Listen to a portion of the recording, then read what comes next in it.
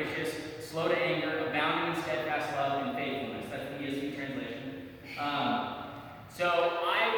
When I quit my job and I went camping in Australia by myself, first time ever.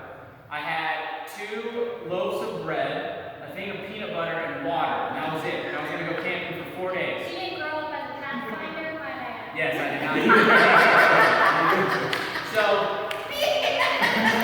I'm sitting down to read the Bible, and I'm starting in Genesis. And over 4 days, I read from Genesis to Deuteronomy. But in the midst of that camping trip, I was in Exodus, and I see Moses make this bold prayer. And so I said, okay, I'm going to try this. So I asked God to show me who he was.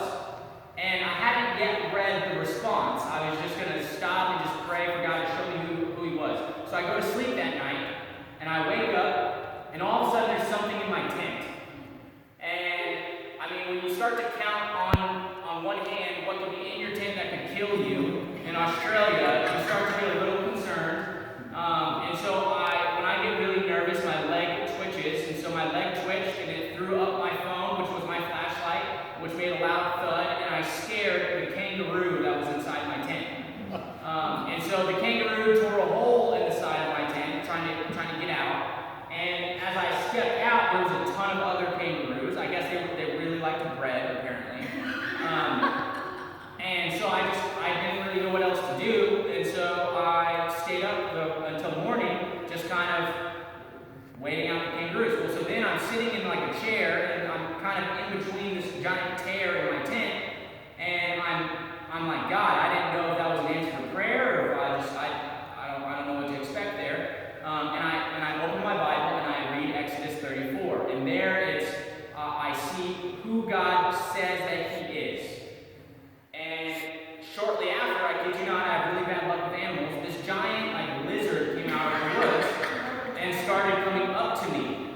And I finally stood up, and it stopped and walked away. And after that, after you have an experience like that, that verse is going to be forever ingrained in your brain. But what I realized was so often, or actually in my whole life, I had been searching for something, and I hadn't known that it was God. And so to me, my whole discipleship approach, my whole pastoral approach is I want people to see who God is, who he has said he is, not be reliant on a pastor to tell them who God is, but I want them to have that own personal experience. It's like the woman at the well, who Jesus knows what her biggest need is, and then she goes and tells the whole city comes back, and then hears from Jesus himself, and then believes. And so my whole ministry approach has been, I want people to see Jesus. And so because of that, I take a lot of thought in how am I modeling what a Christian should be.